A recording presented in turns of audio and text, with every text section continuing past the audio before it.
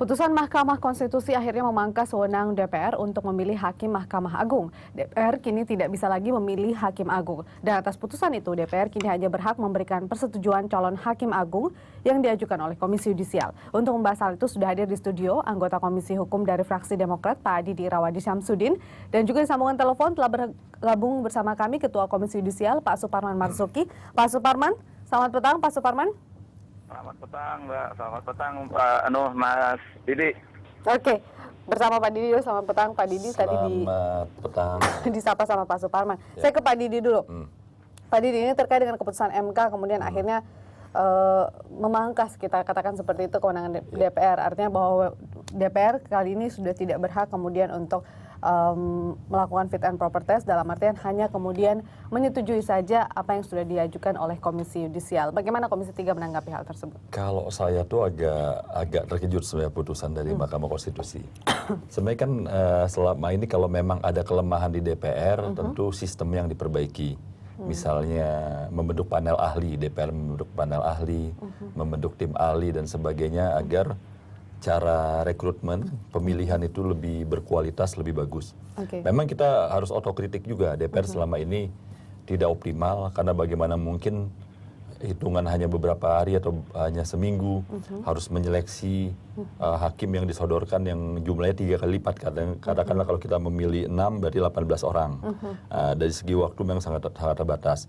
Oleh karenanya hal-hal teknis yang kita harapkan diperbaiki, bukan dengan adanya gugatan itu terjadi terjadi pengurangan kewenangan dari DPR. Jadi hanya setuju dan tidak setuju. Yang dikhawatirkan sini Pak Didi ada unsur politis kemudian dalam pemilihan calon Hakim Agung begitu. Penentuan di DPR sendiri, dan kita tahu sendiri ada sejumlah kasus-kasus juga yang melibatkan anggota DPR dalam hal suap menyuap begitu. Dan ini kemudian bisa jadi menjadi pertimbangan. Saya sih tidak ingin melihat sisi politis ya, tapi ada hal-hal lain yang bisa diperbaiki sesungguhnya menurut hemat saya.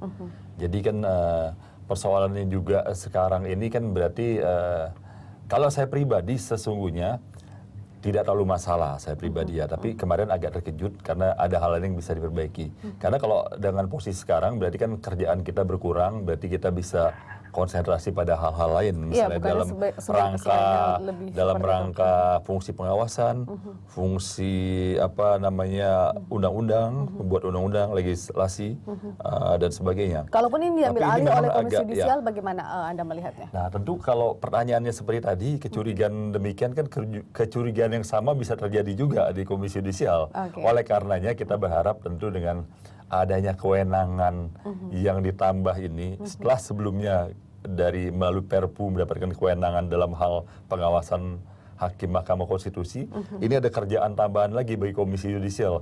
Oleh karena ini bukan kerjaan yang main-main, kerjaan yang sangat serius, kerjaan yang sangat benar-benar kita harapkan kerjaan besar ini, Komisi Yudisial ini bisa menghasilkan hakim-hakim yang lebih baik dari yang selama ini dianggap DPR terkadang kurang optimal di dalam melakukan seleksi. Jadi tugas yang tidak mudah bagi Komisi Yudisial. Saya ke Pak Suparman dulu. Pak Suparman, ya, menanggapi putusan MK sendiri sejauh mana kemudian Komisi Yudisial kesiapannya seperti apa kemudian nantinya dengan tanggung jawab yang lebih besar begitu? Iya, tentu saja putusan MK itu sebenarnya senafas ya, hampir sejalan dengan Perpu nomor 1 2013 yang baru saja dikeluarkan pemerintah dan disetujui oleh DPR. Adalah menerjemahkan prinsip transparansi, akuntabilitas dan partisipatif itu. Karena itu dari sudut kita Komisi Yudisial, kita tidak punya pilihan lain selain harus menghormati dan menyiapkan diri seperti tadi Mas Didi kemukakan. Memang tanggung jawab kita menjadi lebih besar, menjadi lebih tinggi, dan sekaligus di dalamnya sebenarnya ada juga tuntutan yang lebih menghendaki Komisi Yudisial bisa menemukan, mencari calon-calon Hakim Agung yang lebih berbobot, lebih memiliki integritas dan kompetensi. Putusan itu dengan demikian juga tidak mengharuskan Komisi Yudisial untuk mencari 3 nama untuk satu kebutuhan Hakim Agung, tapi cukup menyampaikan kepada DPR 1 nama untuk satu kebutuhan. Dengan demikian proses seleksi di Komisi Yudisial menjadi lebih kompetitif, menjadi lebih mudah untuk kita lakukan. Kita tidak harus mengirimkan 3 nama, sebab terus terang saja, sekalipun secara umum kerjasama hubungan Komisi 3 dengan KY berjalan baik dalam soal ini, tetapi terus terang saja saya harus katakan kita kadang kesulitan untuk memenuhi rasio 3:1 itu. Oke, baik Pak Suparman, kita tahan perbincangan dan juga Pak Didi, kita akan lanjutkan di segmen berikutnya. Tetaplah bersama kami di Prime Time Talk. Iya, kami kembali di Prime Time Talk. Saya kembali melanjutkan perbincangan ke Pak Suparman. Ya, Pak Suparman, dengan kemudian keputusan dari MK ini ada kekhawatiran bahwa nanti Komisi Yudisial pun akan memilih orang-orang secara subjektif, artinya tidak objektif karena ada faktor kedekatan, dan dikhawatirkan KY nanti malah memperkecil peluang orang-orang non-hakim karir untuk menjadi hakim. Bagaimana tanggapan Anda? Tidak, karena sebenarnya yang berubah itu bukan pada pilihan-pilihan itu, bukan pada, karena paradigma kita tetap bahwa siapapun yang memiliki kompetensi, integritas, apakah dia dari karier atau non-karier, itu kita pilih. Itu kita ajukan kepada Komisi 3. Selama ini begitu. Jadi ini yang akan berubah sebenarnya bukan pada kecenderungan, karena kita tidak punya kecenderungan subjektif untuk memilih jalur karir atau non-karir. Selama ini kalau non-karir jarang bisa sampai ke Komisi 3 karena memang sumber daya yang mendaftar itu tidak memenuhi kualifikasi dan otomatis dia tidak bisa lolos ke Komisi 3. Oke, baik. Saya kembali ke Pak Didi. Pak Didi, dari DPR sendiri kemudian akan mengambil langkah menanggapi putusan MK ini atau menerima saja? Saya pribadi tentu menghormati dong putusan Mahkamah Konstitusi dan fraksi Demokrat juga demikian.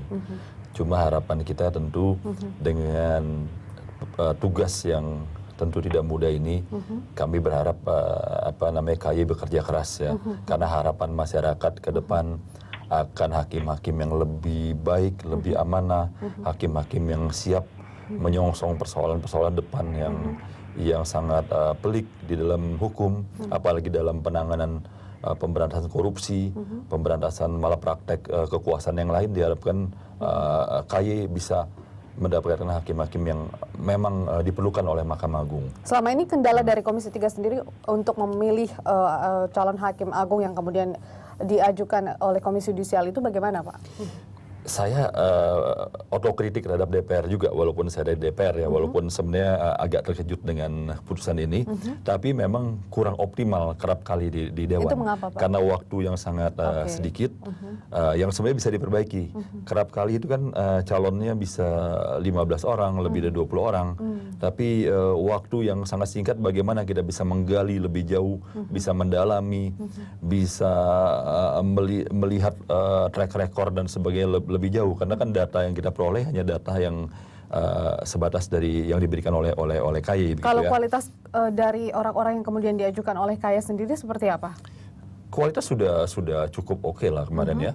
Tapi kan kalau kemudian hakim yang terpilih ini lalu berubah atau melakukan hal yang tidak benar, mungkin saya nggak tahu ya, kekuasaan itu kadang-kadang bisa menyilaukan juga bagi seorang hakim demikian yang tadi ya hakim baik dan sebagai begitu duduk berubah 1-2 terjadi ya. Tapi ke depan mungkin dengan KY yang saya yakin lah dengan Pak Suparman dan kawan-kawan ini dengan kewenangan dan tanggung jawab yang lebih besar ini, saya ya berharap lah di pundak Pak Suparman, Marjuki dan kawan-kawan ini menyuguhkan yang lebih baik. Karena kalau ternyata lebih buruk nantinya kan KY-nya yang jadi kurang bagus gitu. Komisi 3 sebenarnya tetap menerima ya Pak ya? Saya pribadi tidak ada masalah ya.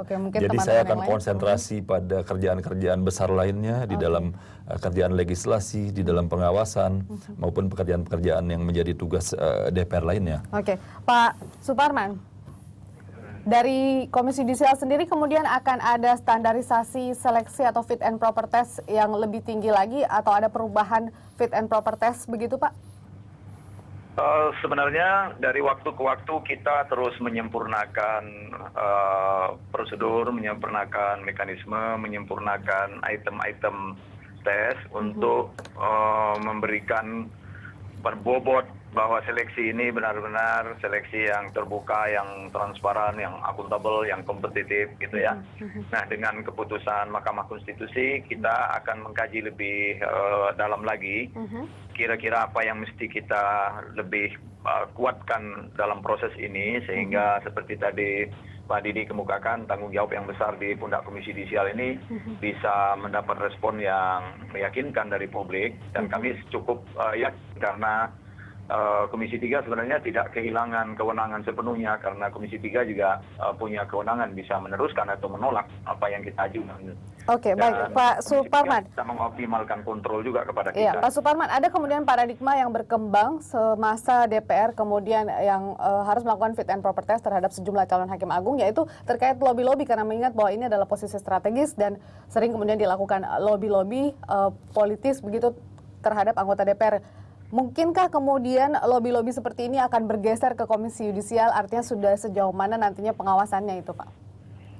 Sebenarnya begini, kalau orang ingin menginginkan satu atau lebih orang lolos pada satu seleksi apapun, itu wajar saja. Bisa terjadi dimanapun, pada institusi apapun ya. Tapi kita punya prinsip, kita juga punya mekanisme saling kontrol satu sama lain, terbuka, transparan, sehingga kita tidak mungkin mengabaikan aspek-aspek objektif hasil dari seleksi hanya karena kita menghandle satu atau lebih orang. Ini nggak benar kalau ini terjadi. Dan apa yang terjadi di fit and proper di DPR selama ini seperti tadi dikemukakan, secara objektif Komisi Yudisial sesungguhnya tidak banyak keluhan ya, bisa menerima, karena bahwa ada 1-2 yang tidak berhasil lolos, menurut saya kita melihatnya sebagai sesuatu yang wajar, karena di situ ada 55 orang atau lebih yang tentu punya perspektif, punya pandangan berbeda-beda. Ya, kita tahan dulu Pak Suparman dan juga Pak Didi. Kita akan mendengarkan tanggapan Anda di segmen berikutnya. Tetaplah bersama kami di Prime Time Talk. Anda kembali bersama kami di Prime Time Talk. Saya bersama dengan Pak Suparman dan juga Pak Didi. Pak Didi, menanggapi kemudian yang disampaikan oleh Pak Suparman bahwa mereka dari Komisi Yudisial juga akan tetap bekerja seobjektif mungkin memilih calon hakim agung yang akan diajukan ke DPR begitu. Ya, saya berharap tentu bekerja keras dan seobjektif mungkin. Sebelumnya tentu saya memberikan selamat kepada Pak Suparman Marzuki dan kawan-kawan karena akan mengemban tugas yang tidak mudah. Justru tapi sama saya berat sebenarnya sebagai anggota Komisi Hukum ada usulan bagi saya. Tentu ke depan ini memilih calon hakim agung tidak mudah karena aspek persoalannya spektrum persoalan itu macam-macam ya. Ada baiknya Pak Suparman tentu membentuk dan kawan-kawan di sana dibantu oleh semacam panel ahli sesuai bidang apa yang dibutuhkan. Misalnya ke depan ada persoalan-persoalan menyangkut sengketa korporasi, perlu hakim agung yang menguasai hukum perusahaan lebih baik. Lalu sengketa IT, sengketa hak kekayaan intelektual. Ini sengketa-sengketa yang selama ini di Mahkamah Agung itu kerap saya lihat penguasaan hakim-hakim agung ini kurang di bidang ini. Jadi dibuat tim di sana yang tidak terbentuk di DPR sebelumnya di Komisi 3. Ya, kayak masalah hak kekayaan intelektual ini kerap kali orang-orang yang berhak tahu-tahu dirugikan oleh karena mungkin keterbatasan hakim agung dalam pemahaman ini. Oleh karena harapan saya Pak Suparman dan kawan-kawan nanti melakukan semacam modifikasi dan bagaimana cara penjaringan itu dengan melibatkan orang-orang yang sesuai bidang yang dikuasai. Ya, misalnya ahli korupsi atau ahli IT dan sebagainya. Nih panel-panel ini tentu harus dicari yang menguasai ini. Ya, baik Pak Didi, ini sebelum kemudian diputuskan oleh MK, dari Komisi Yudisial sendiri sudah sempat mengajukan 3 nama calon hakim agung dan kemudian keluar putusan dari MK. Dari DPR, dari Komisi 3 sendiri akhirnya nanti akan seperti apa? Apakah kemudian langsung menyetujui 3 nama calon hakim agung yang sudah sempat diajukan oleh Komisi Yudisial atau seperti apa? Idealnya itu kan putusan itu, nanti saya harus baca dulu apakah ini berlaku surut atau berlaku langsung ya, seketika begitu ya. Ini harus dilihat lagi. Tapi ke depannya memang Komisi Yudisial itu dengan kewenangan ini yang saran saya tadi saya pikir ya. Artinya tidak merujuk pada putusan MK itu kemudian langsung menetapkan atau kalau menyetujui putusan 3 nama calon hakim MK agung ini berlaku surut, automatically 3 hakim yang ada ini akan mengikuti putusan MK yang baru dikeluarkan tersebut begitu. Oke, baik. Pak Suparman, dari Komisi Yudisial sendiri ada 3 nama calon hakim yang sudah diajukan sebelumnya ke DPR. Apakah kemudian dari Komisi Yudisial tetap akan tetap memaksa DPR untuk mengakui atau menyetujui 3 nama calon hakim agung tersebut, ataukah akan melakukan atau menyiapkan 3 nama calon hakim agung lainnya begitu, Pak Suparman? Baik, 3 nama yang sudah kita sampaikan ke DPR dan mungkin sudah sampai ke Komisi 3 itu, kita putuskan sesuai dengan peraturan yang lama, dengan rasio 3:1. Oke. Dan kita sudah putuskan dalam pleno, dan kalau dalam pandangan kita, perspektif kita itu tetap mengacu pada peraturan yang lama, 3:1. Kalau kita mengikuti putusan MK, tentu tidak 3 yang kita kirimkan. Kita akan mengirimkan sesuai dengan rasio itu. Jadi ini sekarang 3 nama ini sudah berada di Komisi 3 atau sudah berada di DPR. Kita sepenuhnya menyerahkan kepada kewenangan Komisi 3 apakah akan menggunakan putusan Mahkamah Konstitusi atau akan mengikuti ketentuan yang lama, karena kita memutuskan itu sesuai dengan ketentuan yang lama. Tapi dalam pandangan kita di Komisi Yudisial sebetulnya itu mengikuti peraturan yang lama. Oke, ya diharapkan tetap ada koordinasi lah ya antara Komisi Yudisial dan juga Komisi 3 dalam penentuan calon hakim agung. Tadi menarik apa yang mengungkapkan Pak Didi, itu sudah kita bayangkan memang. Kita ingin ada panel ahli atau apa sehingga proses seleksi itu betul-betul memenuhi prinsip-prinsip yang tadi kita bicarakan di depan. Oke, baik. Terima kasih Pak Suparman sudah bergabung bersama kami. Baik Pak Didi, terima kasih juga sudah ada di Prime Time Talk. Dan bersama kami akan kembali usai jeda berikut. Putusan Mahkamah Konstitusi yang memangkas kewenangan Dewan Perwakilan Rakyat untuk memilih calon hakim agung dinilai akan mengakibatkan sulitnya mendapatkan calon hakim agung yang berkualitas. Dan untuk membahasnya sudah ada di studio pengamat hukum tata negara Pak Margarito Kamis. Terima kasih Pak Margarito sudah hadir di Berita 1. Dari Pak Margarito sendiri melihatnya seperti apa keputusan MK ini? Saya melihat begini, putusan MK ini tidak, dalam tanda petik, agak keliru. Salah kasarnya begitu ya. Kenapa? Anda jangan tahu hakim Mahkamah Konstitusi itu, hakim Mahkamah Agung itu atau jabatan hakim agung itu jabatan yang luar biasa tinggi. Mari kita lihat itu ya. Kenapa katakanlah kalau kita melakukan perbandingan, kita ambil misalnya praktek seperti ini dari Amerika Serikat. Hakim Agung Amerika Serikat itu cuma 9 orang dan mereka itu dinominasi, diusulkan oleh presiden. Nah, kenapa presiden mesti mengusulkan kepada Senat? Diusulkan kepada Senat untuk dipilih oleh Senat atau dimintai persetujuan kepada Senat. Kenapa? Karena pertimbangan. Kenapa para pembuat undang-undang dasar itu melibatkan lembaga lain dalam hal ini legislatif dalam urusan pilih memilih hakim ini? Karena jabatan itu jabatan yang sangat strategis. Di mana letak strategis? Tidak ada tiran di dunia ini, penguasa-penguasa absolut di dunia ini sejak abad awal klasik itu sampai dengan sekarang ini yang tidak menggunakan hukum, tidak menggunakan peradilan sebagai alat untuk mengkonsolidasi tiraninya atau tindakan mutlaknya itu. Nah, itu yang oleh karena itu maka jabatan-jabatan yang diperkirakan akan mengakibatkan hak-hak keadilan, hak-hak hukum atau keadilan itu dicabut atau dirusak oleh penguasa, maka pengisian jabatan itu harus melalui persetujuan dari rakyat. Kalau Anda melihat itu filsafat. Kalau di Indonesia sendiri Anda melihat kemudian seberapa tepat kemudian pertimbangan dari DPR ini memilih calon hakim agung? Sekarang begini. Pertanyaannya begini. Dari segi konstitusi sebagai orang konstitusi ya. Kalau DPR itu oleh Mahkamah Konstitusi sekarang ini menegaskan mengajukan satu saja gitu ya. Komisi Yudisial hanya mengajukan satu aja ke DPR gitu ya. Itu artinya DPR tidak punya pilihan. Seolah-olah tidak punya pilihan gitu ya. Kalau Mahkamah Agung butuh satu, maka ajukan Mahkamah Konstitusi Yudisial mengajukan satu aja ke DPR begitu. Sekarang DPR bisa nggak tidak menerima, menolak nama yang diajukan oleh Komisi Yudisial? Atau haruskah DPR itu menerima nama yang diajukan oleh artinya karena cuma satu nama DPR tidak punya pilihan. Bagi saya tetap DPR punya pilihan.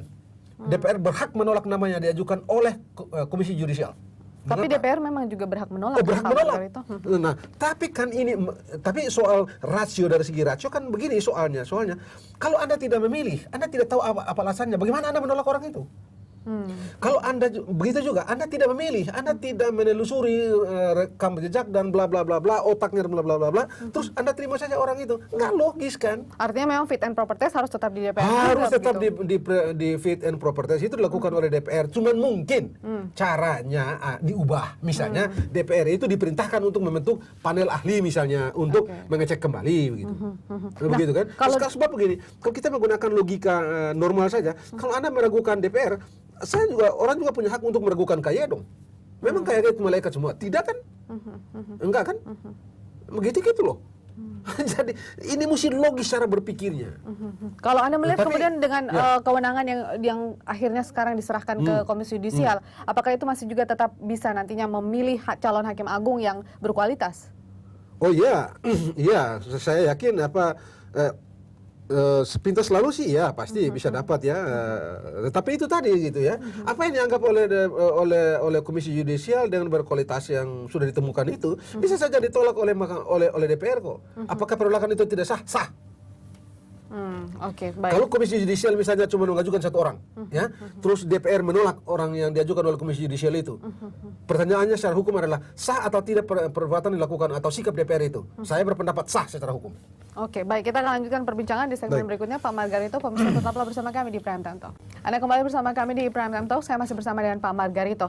Ada kemudian tanggapan bahwa dengan kewenangan tersebut diambil oleh KY, maka itu akan jauh lebih sehat, mengingat bahwa kita tahu pemilihan posisi strategi seperti ini di DPR juga kan sangat kental dengan lobby-lobby politik yang kemudian melibatkan anggota DPR dalam hal suap menyuap begitu, Pak Margarito. Itu mungkin juga bisa jadi pertimbangan dari Mahkamah Konstitusi. Betul begitu, tapi itu juga bagi saya pertimbangan yang tidak logis juga. Ya, membelakangi rasionalitas. Mengapa?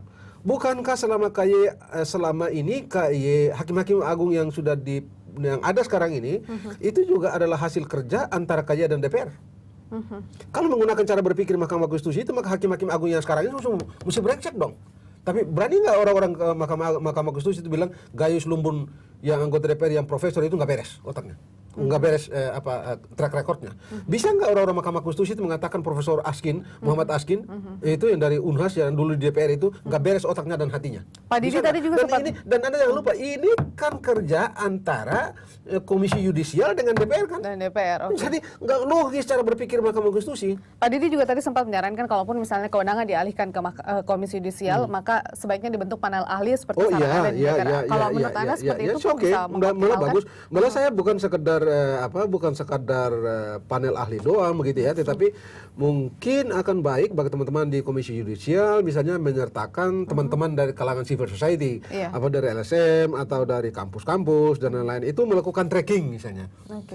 Dengan keterlibatan, dengan dibentuknya panel ahli lalu melibatkan kalangan civil society, kan ada dua hal yang kita peroleh di situ. Transparansi kita peroleh, akuntabilitas kita peroleh, dan tentu saja dua hal ini akan menghasilkan orang yang beres, ya, yang bagus lah. Yang lebih berkualitas. Ya, yang berkualitas. Baik, Pak, terakhir ini kemudian Pak Margarito, kalaupun misalnya dari DPR tidak menerima keputusan MK, mau tidak mau tetap harus menyetujui begitu. Tapi adakah kemudian langkah yang bisa diambil DPR khususnya dari Komisi 3 terkait putusan MK ini? Tidak ada lagi. Berarti tidak ada lagi harus secara tetap konstitusional menerima. gitu ya. Tetapi menurut saya DPR hanya bisa berkreasi, misalnya ya membentuk apapun namanya, semacam tim kerja atau tim kecil yang kira-kira ditugaskan untuk men-tracking siapa sih orang yang diajukan oleh Komisi Yudisial ini gitu ya. Seperti apa sih isi kepalanya orang ini, seperti apa sih rekor orang ini dan seterusnya. Itu perlu sehingga mereka tidak hanya menolak ataupun tidak menerima begitu sehingga, ya. Kalau menerima ada argumennya, menolak ada argumennya. Tetapi secara hukum, kalaulah DPR itu misalnya menolak orang yang diusulkan oleh Komisi Yudisial, tindakan DPR itu sah secara hukum. Oke, baik. Kita akan lihat nanti bagaimana kemudian koordinasi antara Komisi Yudisial dan juga Komisi 3 nantinya kiranya tetap mendapatkan calon hakim agung yang lebih berkualitas. Terima kasih Pak Margarito sudah bergabung bersama kami di Prime Time Talk.